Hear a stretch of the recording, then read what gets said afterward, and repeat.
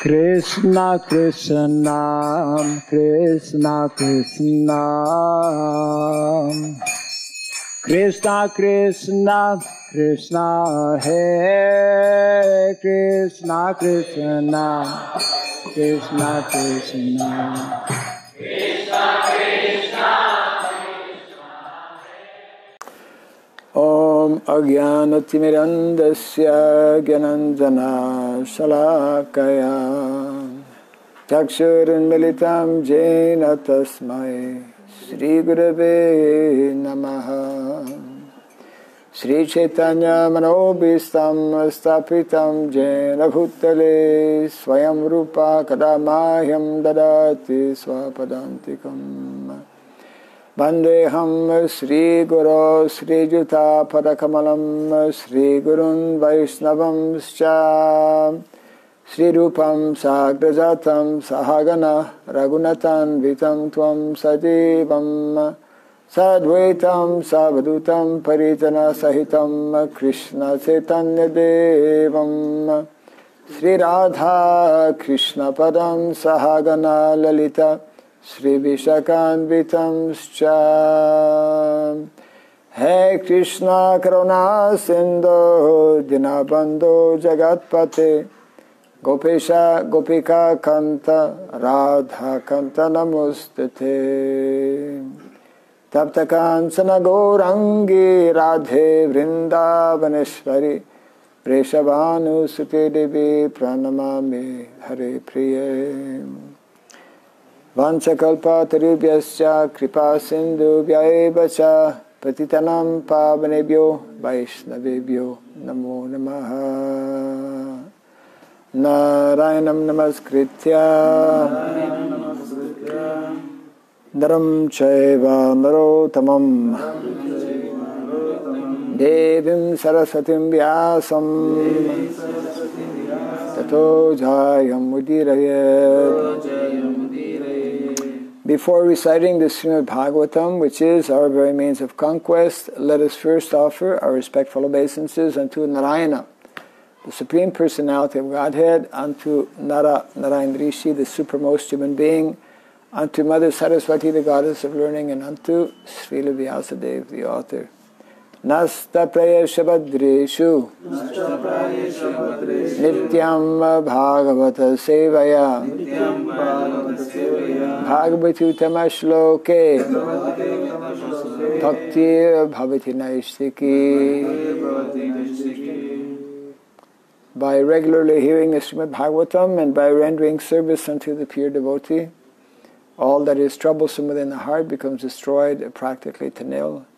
And loving devotional service unto the Supreme Lord, who is praised with transcendental songs, becomes established as an irrevocable fact.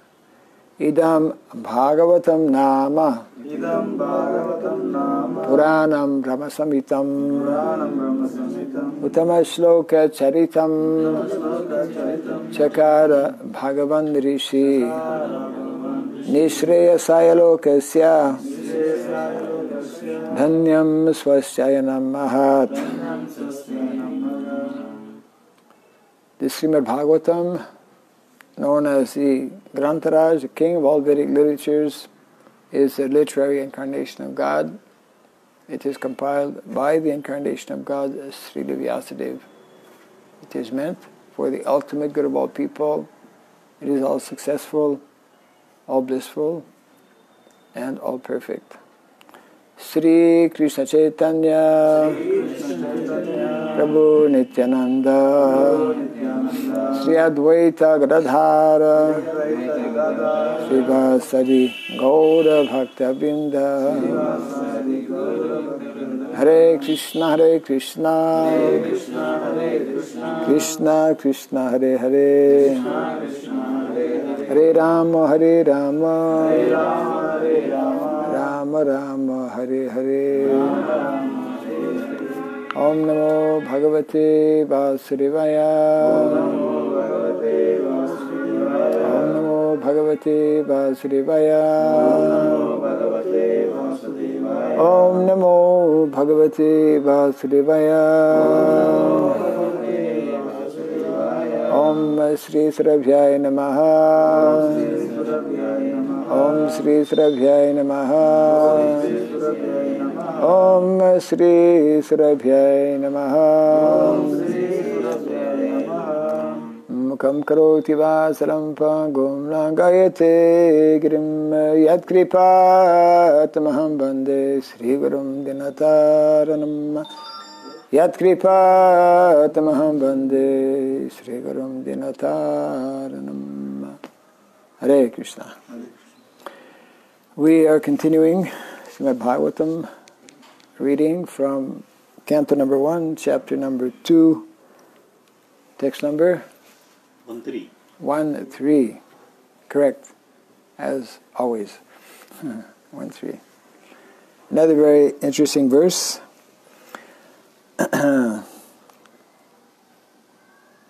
This is, divinity and divine service. Ataha Pumbhir Dvija Srestha Varnasrama Vibhaga Shaha Sanustitasya Dharmasya Samsiddhir Hari Toshanam Ata Pumbhir Dvija Srestha Varnasrama Vibhagashaha Sanustistasya Dharmasya Samsiddhir Haritoshanam Ata Pumbhir Dvija Srestha Varnasrama Vibhagashaha Swanustistasya Dharmasya Samsiddhir Haritoshanam Ata Pumbhir Dvija Srestha Varnasrama Vibhagashaha Swanustistasya Dharmasya Samsiddhir Haritoshanam.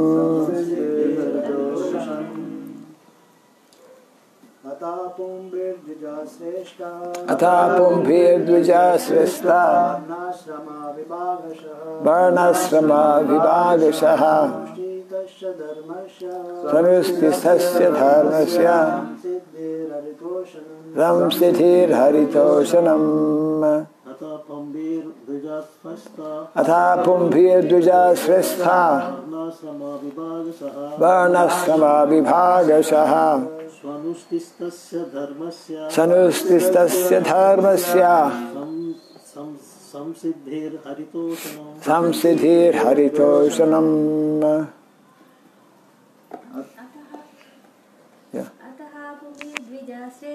Ata Pumbhir Dvija Srestha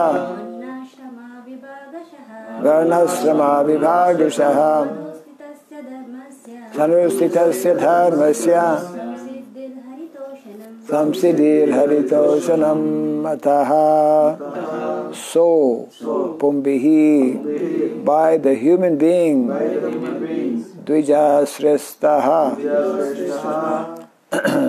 O best among the twice born, Varnasrama, the institution of 4 castes and 4 orders of life.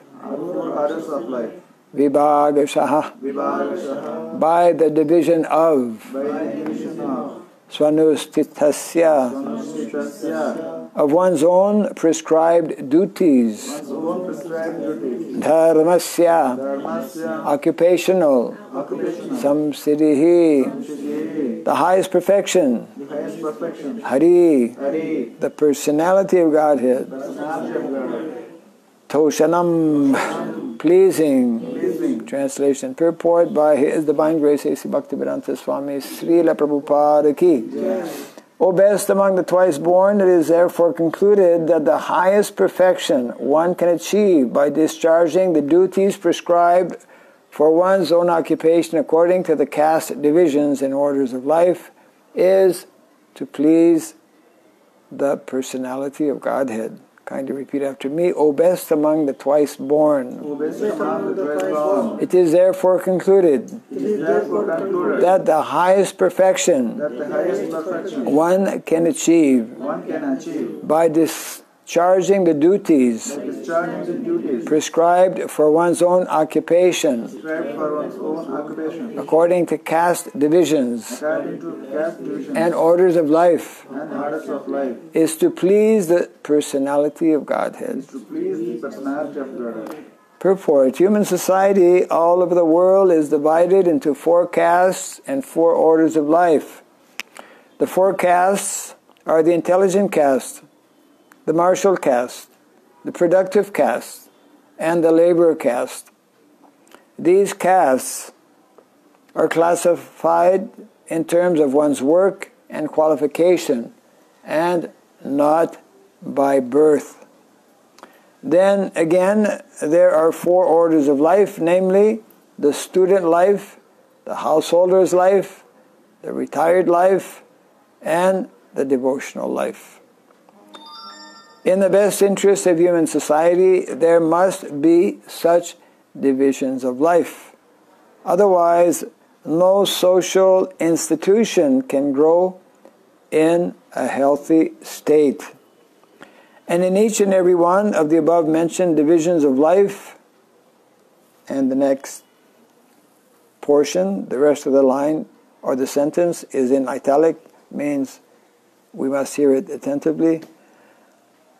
The aim must be to please the supreme authority of personality. The supreme authority of the personality of Godhead.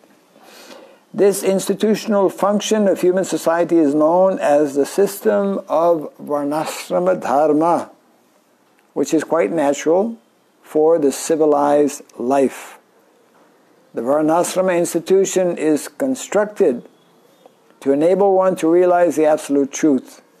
It is not for an artificial domination of one division over another. When the aim of life means realization of the absolute truth is missed by too much attachment for indriya priti or sense gratification, as already discussed herein before, the institution of the Varnasrama is utilized by selfish men to pose an artificial predominance over the weaker section. In the Kali Yuga, or in the age of quarrel, this artificial predominance is already current. But the saner section of the people know it well, that the divisions of castes and orders of life are meant for smooth social intercourse and high thinking self-realization, and not for any other purpose. Herein the statement of the Bhagavatam is that the highest aim of life, or the highest perfection of the institution of the Varnasrama dharma, is to cooperate jointly for the satisfaction of the Supreme Lord. This is also confirmed in the Bhagavad Gita 4:13. Translation again, O best among the twice born. It is therefore concluded that the highest perfection one can achieve by discharging the duties prescribed for one's own occupation according to caste divisions and orders of life is to please the personality of Godhead.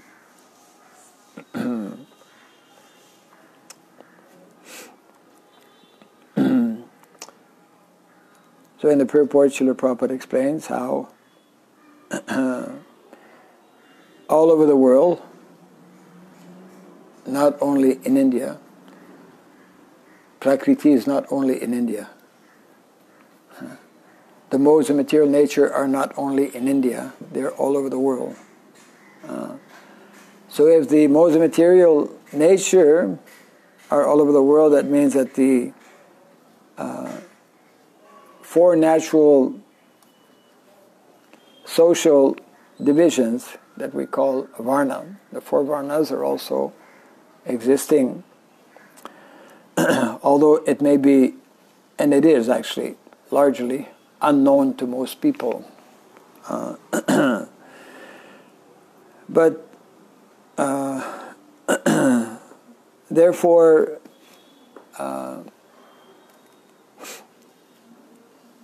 this system of Varna and Asrama, which is referred to both in the Bhagavad Gita and the Srimand Bhagavatam, is meant to be the norm, the standard in human society. It is not an end in itself. The perfection of life is not to establish Varnasrama. The perfection of life is to properly utilize the natural, ordained system of Varnasrama to ultimately realize the absolute truth. And here specifically it mentions Haritoshanam. The perfection of the system of Varna and Asrama is to please Krishna, is to remember Krishna. Ante Narayana Smriti. So that's why we find explanations given by our acharyas whereby they will make statements like, when it is unfavorable for practicing Krishna consciousness or pleasing the Supreme Lord, Varnashrama principles can be put aside. But we should not falsely conclude that we just put everything aside and minimize the importance of the Varnasrama system. In certain cases, and I would say generally they are exceptional, we can avoid the system of Varnasrama, or maybe more accurately said, we can avoid certain aspects of the system of Varna and Asrama. Actually, the whole system of Varnasrama cannot be avoided because, number one, it's created by Krishna, as we know, as reminded in the purport also by Srila Prabhupada in the Bhagavad Gita. And also, that is how the modes of material nature function. According to one's previous activities, one has a larger influence of the mode of goodness, or a larger influence of the mode of ignorance, or passion, or mixture. So that means that actually the primary purpose and goal of the Varnasrama system is to facilitate, isn't it? To help individuals and to help society as well to advance in Krishna consciousness. It is meant to be used as a tool. It is Krishna's created social arrangement to, especially for those who are, for different reasons, not able to take up pure devotional service. The whole arrangement of Varna and Asrama is to gradually bring people from the lower modes of nature to the higher modes of nature. Just like we say, we were reading this verse about Jnanam and Vairagya, just yesterday or the day before, how by the practice of Bhakti, actually the practice of Bhakti especially, helps or facilitates our acquiring or developing transcendental knowledge and facilitates our ability to become more detached from the material world, isn't it? So there are other processes also where one cultivates knowledge and learns to become detached, but the special feature about the practice of bhakti or devotional service is that it is built in more easily. One will acquire knowledge, one will acquire transcendental knowledge, and one will learn to become more and more detached. And something is not actually mentioned here, but the human arrangement or social arrangement whereby the system of Varna and Asrama can more easily and more completely be practiced is within a village setting. That's why villages are so important. That's why we hear from our acharyas how Vedic culture is primarily, and we repeat this again and again because it needs to be repeated, Vedic culture is primarily agrarian culture. You know, like Prabhupada would repeat all the time, we're not this body, because it just takes us a long time to realize that. We know it theoretically. So in a similar way, we need to hear again and again that Vedic culture is primarily an agrarian culture. And agrarian culture means where we're not surrounded by all kinds of material facilities and so-called improved higher standard of living, like such buildings here, where we're surrounded by all kinds of, similar buildings that don't leave any space to keep cows or to grow food, and so we're forced to do all kinds. We're forced to take up what ends up being actually a more complicated and more artificial lifestyle. And the effect of that, of course, is that all of our interaction, our relationships amongst ourselves becomes adulterated, different. Because we are forced by this artificial arrangement to give more time to material things. And even though we may not want to, we end up giving more priority, more emphasis to adjusting things materially, forgetting the real and primary goal and purpose of life. Just like these wonderful cell phones by which we can have this recording today. They have their use, but actually when we look at all the different aspects of cell phones, they are more destructive than anything. If we begin to analyze all of the different modern, so-called advanced facilities that modern-day society has created, in the larger context, or looking at the bigger picture. Bigger picture means actually, where do we want to go with all of this? We want to go back to Krishna. We want to become self-realized. But when we become overly preoccupied, means we become entangled with all kinds of material considerations, then naturally that diminishes the time, not only the time, but also our ability. The very important realization to have, actually, that the more we are caught up with technology, the more we are caught up with machines, we are living in the age of machines, then the more difficult it is for us to develop in a more natural human way, and more difficult also it is for us to develop in a spiritual way. So therefore, modern day setup, just like, of course, two main messages that are being given here, of course,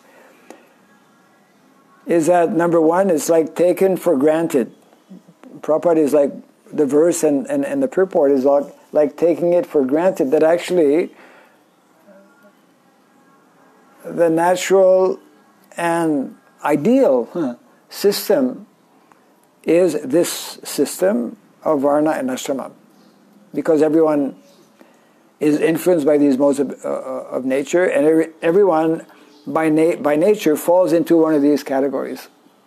So that is the first important instruction here, is that actually, although unknown, again, to most people, this is the system by which society is meant to be organized. That's number one. Second point, and the most important point, is that within that system, regardless of our position as a Brahmana, Kshatriya, Vaishya, or Shudra, or regardless of which ashram we belong to, all the members of each Varnas, all the members of each ashrama have the main, primary, and same goal of pleasing Krishna. So pleasing Krishna means knowing what is dharma, ultimately, because Krishna and dharma is non-different.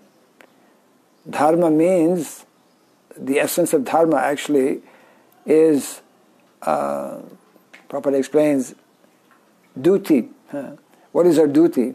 Duty, or original nature. Dharma also means original nature.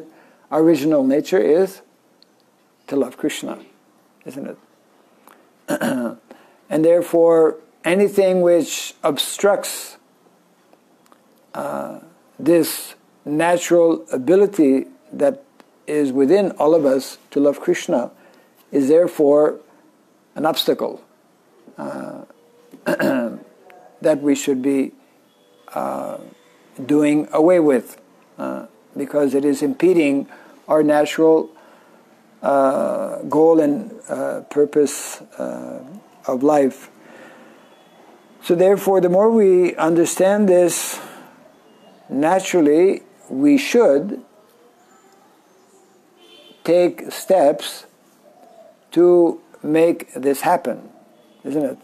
I mean, Srila Prabhupada, for example, wanted that we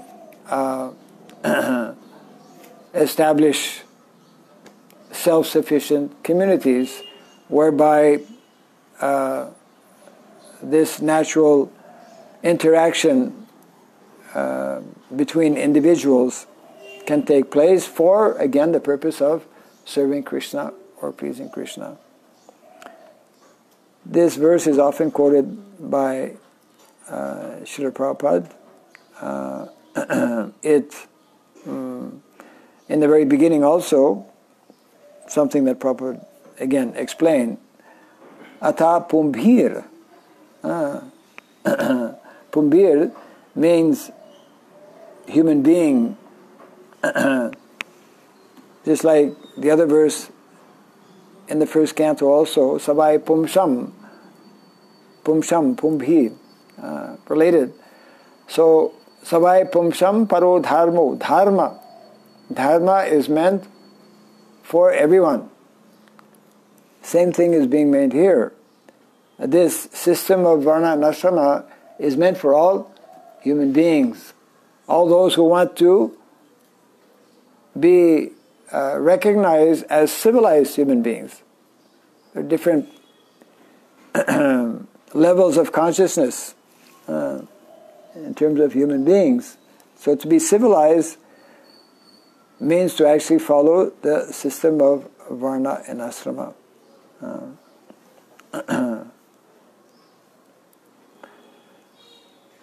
It's a very important verse, and these are some of the points.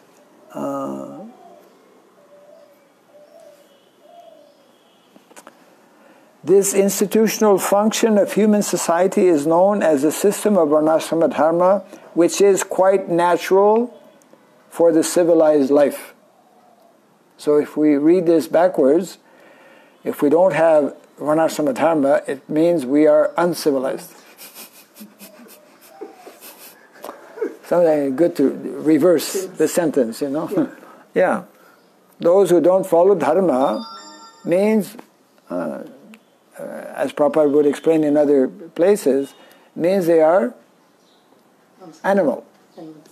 Yeah. Dharma is a special and very unique quality and ability that is there in human beings. Animals they cannot understand. But human being is especially meant to come to that position of understanding and applying Dharma. And Dharma, we were mentioning yesterday actually, how very important for those who are Vaishnavas also to understand this point that Prabhupada makes on many occasions, how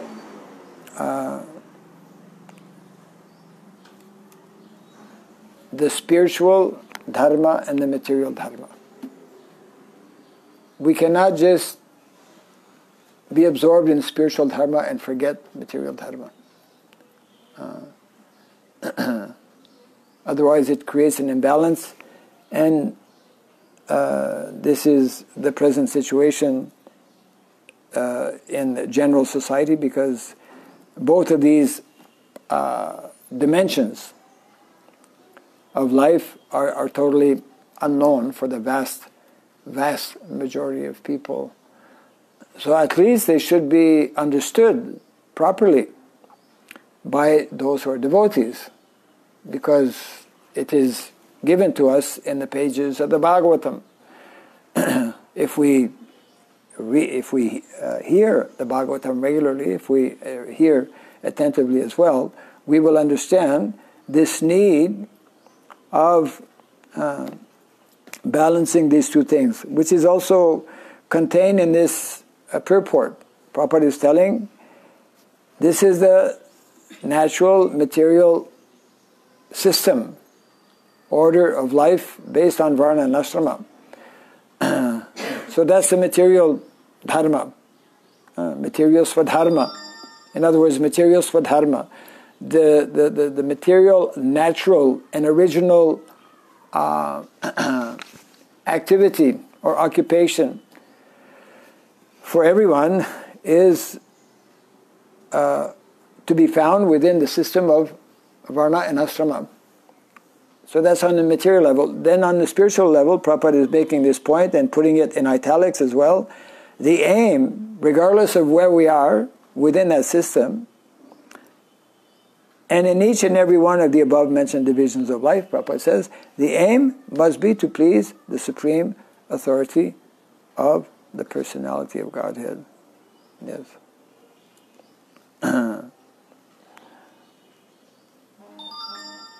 In one place, actually, Prabhupada makes the statement, which is also mentioned here, just like in the purport, the Varnasrama institution is constructed to enable one to realize the absolute truth. So Prabhupada makes this point in other places as well, whereby he explains that he goes to the point of telling that actually the system of Varna and Ashrama is necessary for one to advance in Krishna consciousness. We can say that it is not absolutely necessary, but generally it is necessary. That difference we have to make. Because when Prabhupada went to the West, and some devotees make that argument, well, you know, the initial first devotees, they knew nothing about Varnasrama, but they started chanting Hare Krishna. So it means that Varnasrama is not necessary to become a devotee.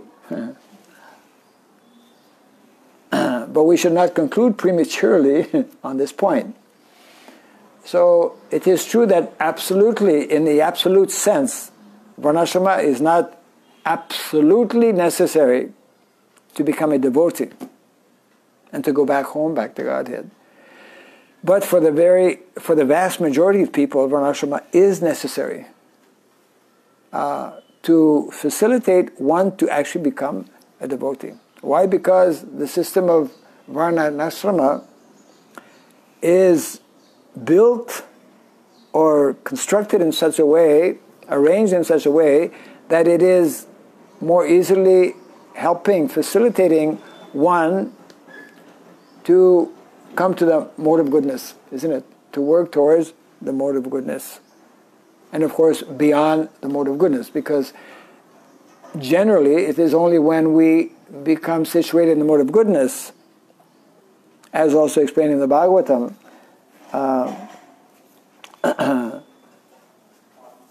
evam prasanna manaso, that verse, isn't it? Evam prasanna manaso.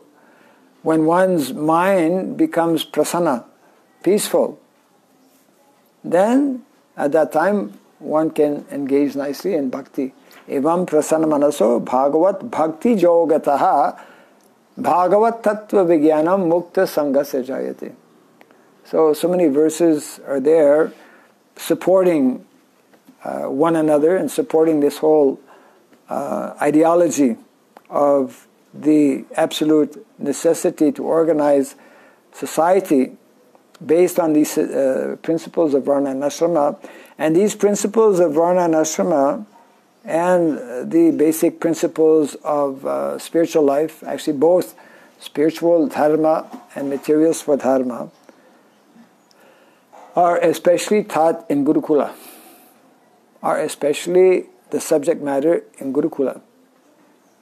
And that's why when we don't have Gurukula, means we don't have access, we don't hear, we don't understand properly or sufficiently about these principles of both Varnasrama Dharma and Bhagavad Dharma. Material Swadharma is Varnasrama Dharma. Spiritual Swadharma is Bhagavad Dharma. And they go hand in hand. Just like we're sitting here, we're only sitting here because these two things are there. The soul is in the body. If the soul is not in the body, we're not sitting, we're lying down. And we are unconscious. So we have this combination of matter and spirit within us. So therefore, logically, we have to balance these two things, the matter and spirit. Krishna explains in the seventh chapter of the Bhagavad Gita how this is actually in the chapter entitled Knowledge of the Absolute. The second verse is actually giving that definition of what is knowledge. Jnanam teham savijnanam idam vakshyam yasheshataha yaj gyatva neha bhuyo nyaj gnatavyam avashishyate. Prabhupada translates, I shall now declare, Krishna is speaking to Arjuna, I shall now declare unto you in full this knowledge, both phenomenal and numinous. So phenomenal actually has to do with matter. Phenomenal. And numinous has to do with spirit. So in other words, in the purport, Prabhupada will elaborate how actual knowledge, complete knowledge, perfect knowledge, is knowing about matter and spirit and knowing how to balance these two things. Now modern day society knows nothing about spirit and also knows nothing about matter. Or is working on all kinds of erroneous premises, wrong theories in terms of how to deal with the material energy. And we see the whole of society is very heavily disturbed because of malpractices on these two levels. Yeah. Okay.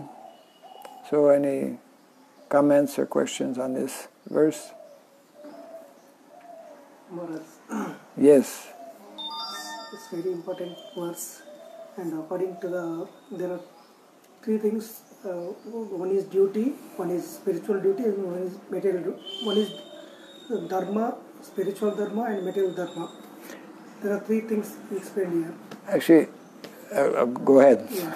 Dharma means one's occupational duty. One has to do is duty. That is dharma. And material dharma, according to my understanding, I am the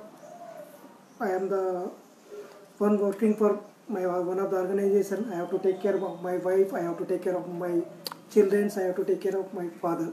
That comes under my material dharma. You have to take care of Krishna's servant who is in the form of your wife. You have to take care of,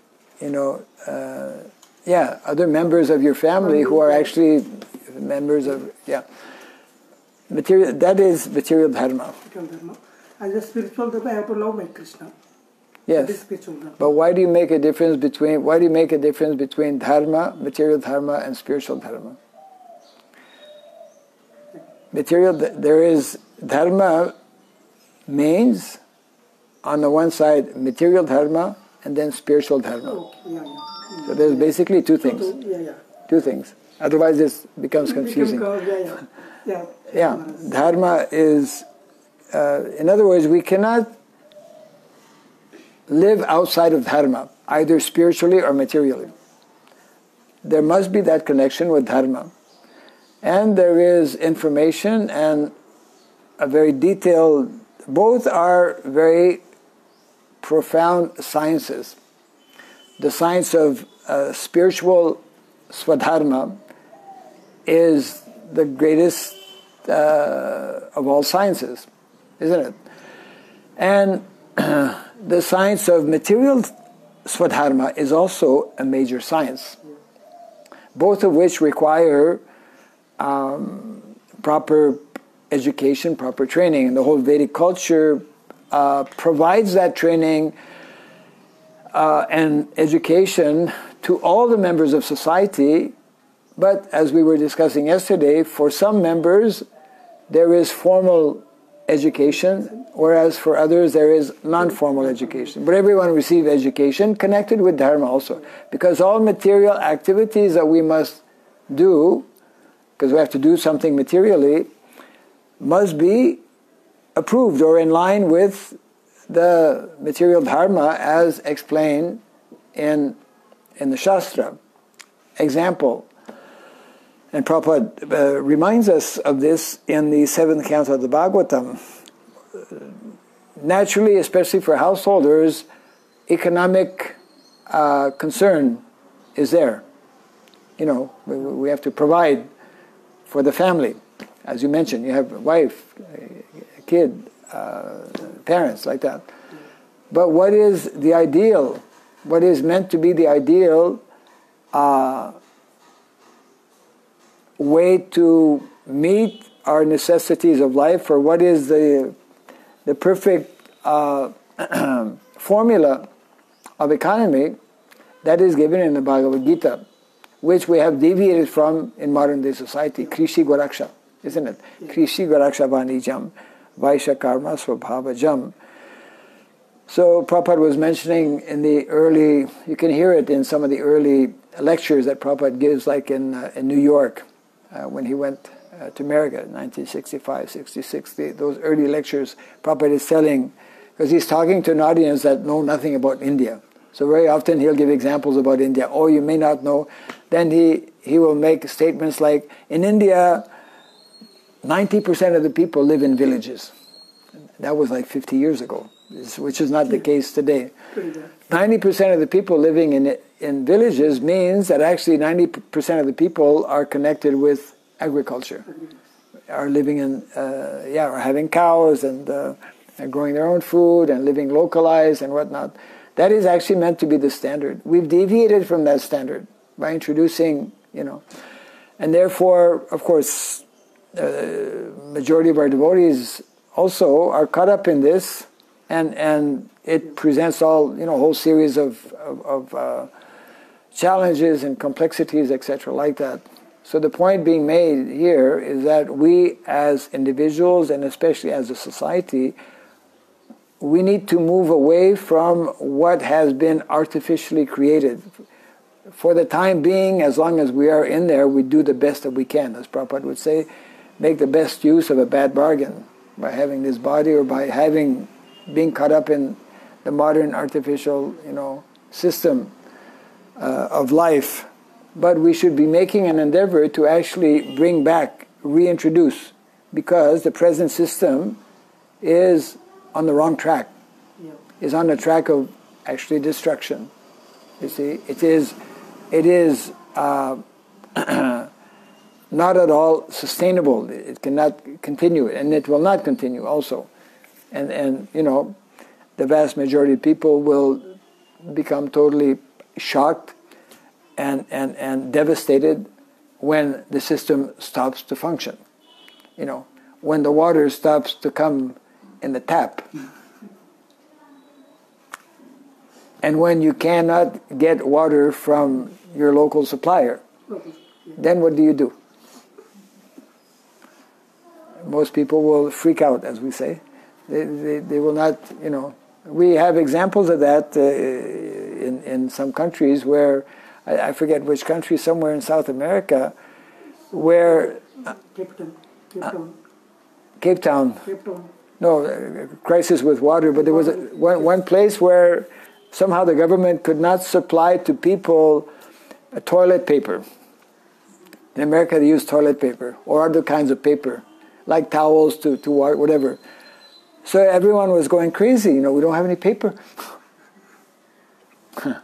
So we become so conditioned to doing things with the modern kind of facilities and arrangements that are there, all of which are actually artificial. And the more we depend on those, the more, we become more vulnerable. Therefore, whole Vedic culture is teaching us this more simplified lifestyle where we don't depend on things, especially that are artificial. We depend ultimately on Krishna, and and we are aware, and we continue to learn and to study. That is our main focus. What does it mean? This, the mention of spiritual swadharma, and what does it mean? The material dimension of swadharma.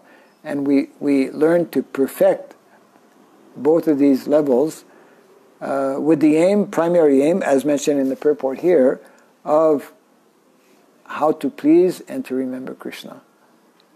Yeah. Naturally, when people don't believe in Krishna, it makes it difficult to even talk about these things, but that's the reality. So, did you end up asking a question, or? Okay. Yeah, just 1 second. Actually, this, as per the Varnasrama system, Brahmana, Kshatriya, Vaishya and Shudra. Yeah. According to the government policies, that equalization. Yes. Everybody should be equal. Artificial. And in the normal population is that Brahmans are more, rather than after that Kshatriyas, then Sudras are very lean people and least people and caste people. So in that they were not understanding this overall, and that what in the government and in local public is difficult to. It is, yes, because there's been a lot of abuse of the system. So how to balance this one?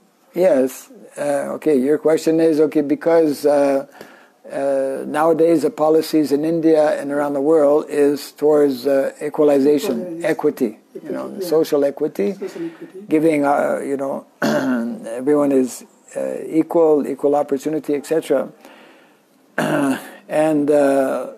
And our experience, which is what you're saying, the experience, especially here in India, has been that the system of Varna has been flawed, and so many people have abused their positions, and those in the lower echelon have been exploited in so many ways, etc., etc. So yes, the system becomes polluted when those, especially in higher positions, misuse that situation and begin to exploit those in, we can say, the lower echelon. But lower echelon is only materially, even that. But spiritually, that's why when Prabhupada explains or speaks about Daiva Varnasrama, everyone is equal, isn't it?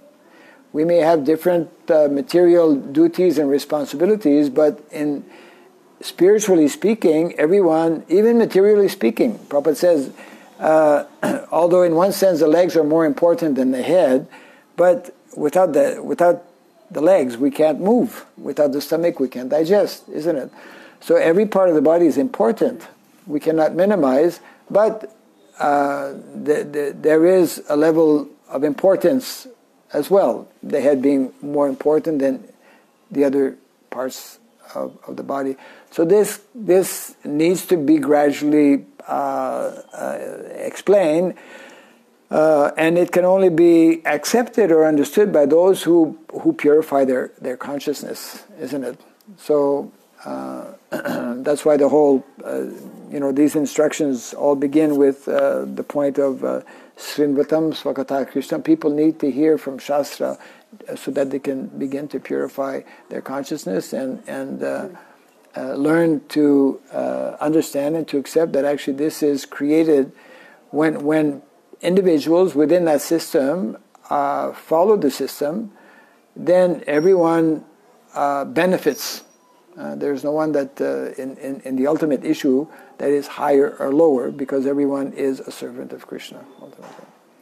Now it is very rare that Venkat asks a question, so did you just raise your hand for scratching your head or for a question?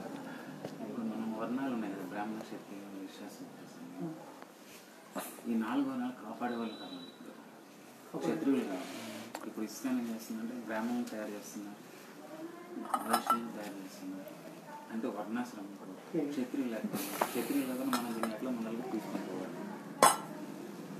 His question is that there are 4 varnas. Yes. Brahmana, Kshatriya, Vaishya and Shudra. Yes. To protect these 4 varnas, we need one Kshatriyas. Kshatriyas. Yes. And in the ISKCON, we are creating the Brahmanas and Vaishyas. Well, we have anyone who is in a leadership position is considered Kshatriya. Yeah. So we have many persons who are in leadership position. Temple president is meant to be like Kshatriya.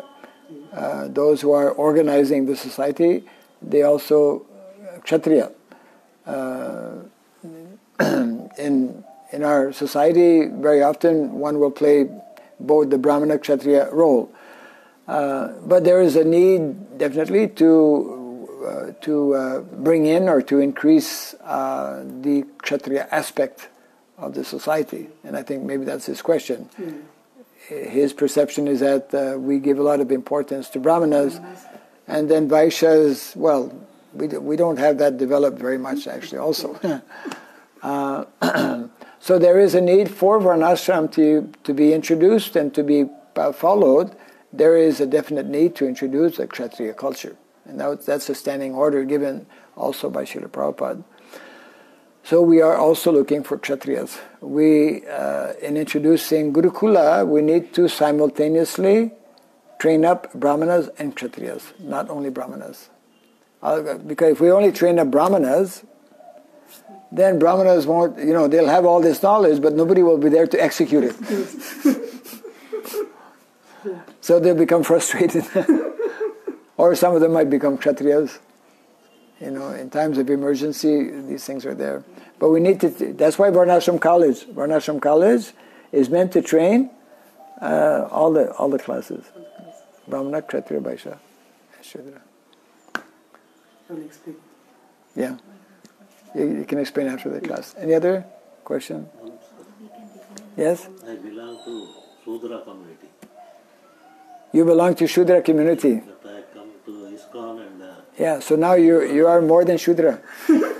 Now you're more than Brahmana, Prabhu. But to speak of Shudra, anyone who comes to Krishna consciousness rises above these varnas in that he is engaged in Krishna's service. So to the extent that you develop that consciousness of service, that what we call Krishna consciousness, so for the devotees, technically speaking, they are not Brahmana, Kshatriya, Vaishya, or Shudra. They are above that. But for the purpose of showing to society, we accept different positions, even within the system of Varnasrama, even as Vaishnavas. So therefore, that is the beauty of what our acharyas refer to as Daiva Varnasrama. See, Krishna explains about guna and karma. Guna and karma. For one who is not a devotee, his guna will be directly connected with the modes of material nature. Either the mode of goodness, passion, ignorance, or mixture like that. And accordingly, according to these qualities, then one will execute the role of Brahmana, karma. One will take up a particular occupation. Now, that's the material scenario. If we look at the spiritual scenario, the same is there, guna and karma. But the guna will not be according to the modes of material nature, or will be less and less influenced by the modes of material nature, to the point of no longer being influenced by the modes of material nature. It will be spiritual guna, quality, spiritual quality. And the karma can be any of these four, but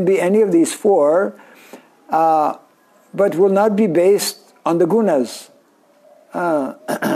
If someone has a natural ability to work with wood, then externally looking, from an external point of view, he'll be doing, let's say, activity of a Shudra.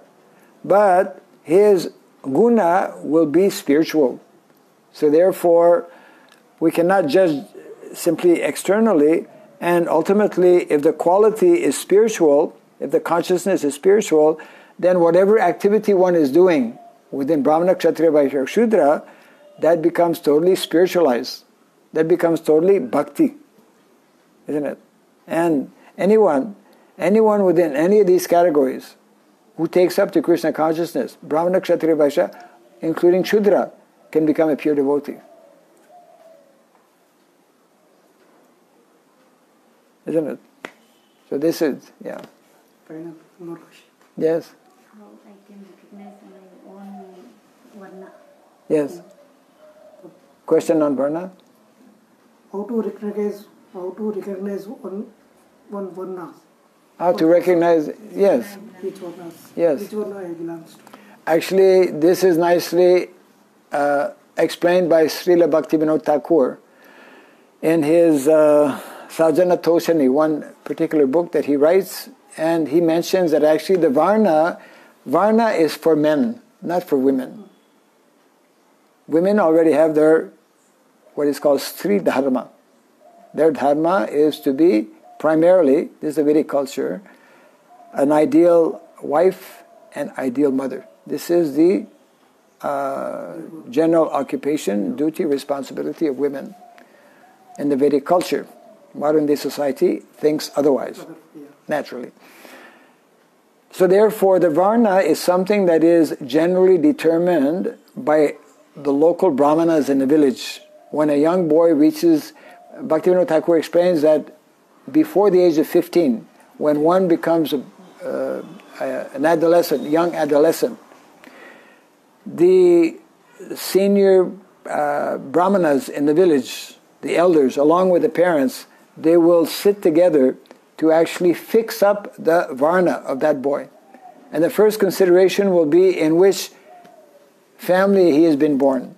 If he has been born in a Brahman family, in all likelihood, but not necessarily, but in all likelihood, he will be a Brahmana.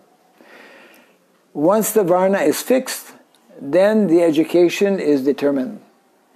because Brahmana will take up Gurukul education, whereas a Shudra, he will take up apprenticeship, because he doesn't have the inclination to study for a long time or deeply the subject matter that is there in the Shastra. So this is something that generally, now practically this is not followed, and that's why when we live in, as we are meant to live, in a village where Bhaktivinoda Thakur makes some very nice points actually, that one can more easily understand the Varna of a young boy by observing his activities, and if that young boy is in a more natural, spontaneous way interacting with other young boys in his village. So therefore the association amongst peer within a community is very important, you know. So Prabhupada gives, there are other guidelines as well, including making an astrological chart for an individual one can read and understand. One also by studying the family lineage, that is how we can understand the Varna of an individual. And Srila Bhaktivinoda Thakur as well as Srila Prabhupada explain how this is actually very, very important to establish the Varna of an individual at this younger stage in life. And that is another important reason why these communities or village life is so important. Because when we step out of this more natural way of living, like in cities and whatnot, the whole situation becomes different, artificial. Yeah. We will close here for now. Jai Grantara Srimad Bhagavatam ki Jai.